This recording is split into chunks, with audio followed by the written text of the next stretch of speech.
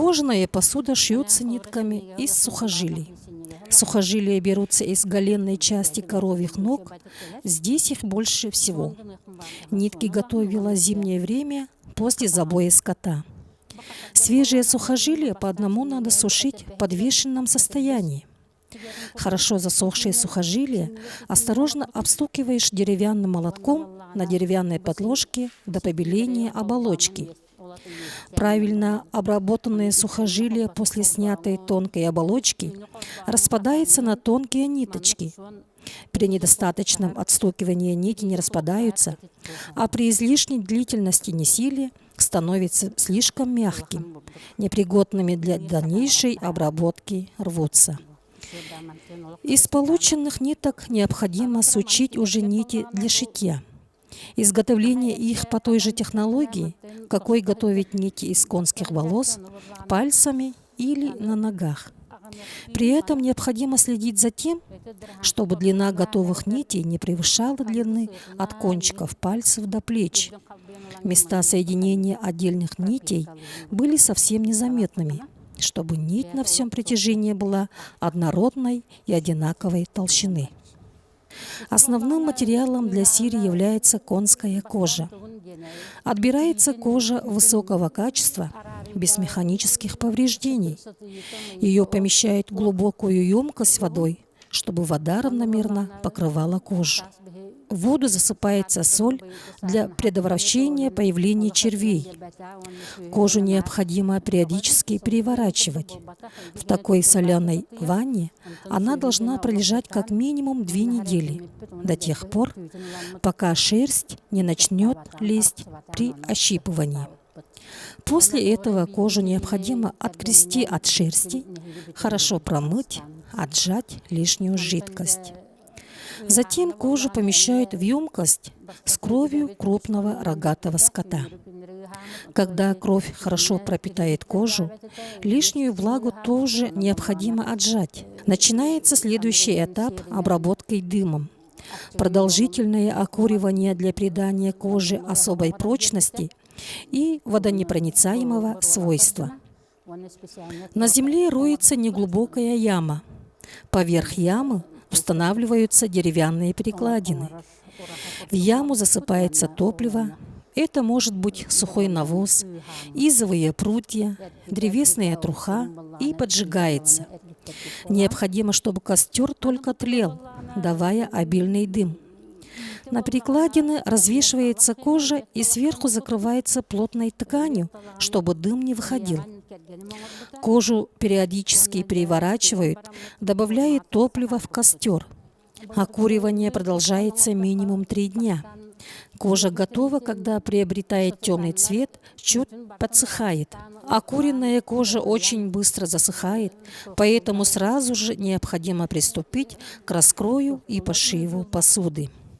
Особая сложность заключалась в сгибании тальникового прута, так как обод должен быть достаточно толстым, чтобы выдерживать вес кожи. Свежий тальниковый прут осторожно надо согнуть вокруг 100-литровой металлической бочки и закрепить. При высыхании обода необходимо следить, чтобы прут не сломался и не растрекался. Хорошо высохший обод сохраняет принятую форму. Для раскроя кожу необходимо разложить на ровной поверхности. Для шитья подходят наиболее толстые места кожи. Чаще всего это спинная часть и области холки, бедер. Поэтому на одну посуду необходимо 2-3 кожи. Раскроив по лекалам детали посуды, сразу же приступаешь к пошиву. Кожа очень прочная, необходимы качественные иглы для толстой кожи, наперсток. Чтобы шов был равномерным, использовала специальные лекала из бересты. Как упоминала раньше, кожа очень быстро засыхает. Поэтому заготовку необходимо постоянно укутывать влажной тканью, оставляя открытым только прошиваемую часть. Засохшая кожа твердеет, как железо. Необходимо продолжить по 2-3 шва, можно и больше. Боковые части сшиваются швом тангалай. Для дна посуды отбирается самая толстая кожа. Пришивается дно обычным прямым швом, обязательно 2 ряда. Швы должны быть достаточно мелкими, крепко затянутыми. Для обработки верхнего края выкроила отдельный длинный лоскут кожи, обхватив ею подготовленный тольниковый обод. Обшила им верхний край посуды прямым швом 2 ряда. Для приготовления краски сухие ивовые прутья сжигаешь до образования равномерных угольков. Угольки растираешь в мелкий порошок. Молозиво только что отделившейся коровы настаиваешь в холодильнике. Верхний самый густой слой молозива соединяешь с порошком до пастообразного состояния. Полученной пастой промазываешь всю поверхность посуды, начиная с внутренней стороны. При этом посуду прогреваешь перед открытым огнем, например, перед камельком. Окуренная кожа плохо впитывает краску, поэтому накладываем несколько слоев краски. Окрашенную посуду просушиваем на открытом воздухе, хорошо прогреваемом солнцем, обдуваемом ветром месте. Всего на просушку необходимо 2 недели.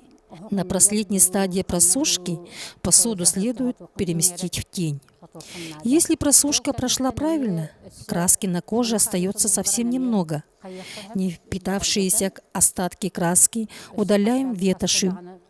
Когда краска окончательно просохнет и перестанет прилипать к рукам, украшаем посуду крупным бисером. Бисер пришиваем на софьян. Я выбрала белый, черный, синий бисер. Каждый мастер может выбрать любое цветовое сочетание. Из белого и черного конского волоса из гривы изготавливаем 8 веревок сети. Из этих веревок сплетается 4-гранный шнур ичиген длиной 1,5 метра. Для нашей посуды необходимо сплести 2 таких шнура. Технология довольно трудоемкая, но результат просто великолепен. Равномерное сочетание белых и черных полос 4 сторон смотрится очень красиво. Кроме красоты, сплетенная таким образом веревка отличается прочностью. Шнуры продеваем через медные кольца, пришитые к посуде.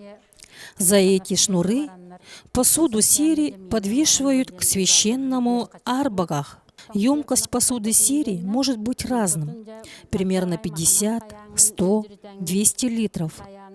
После изготовления посуды я уверилась в природной даровитности, смекалке, трудолюбию наших далеких предков. Для пошива посуды из кожи требуется не только талант, но огромное трудолюбие и терпение, можно даже сказать, сильная воля. Эта работа является вкладом в дело увековечивания традиционных промыслов наших мудрых предков.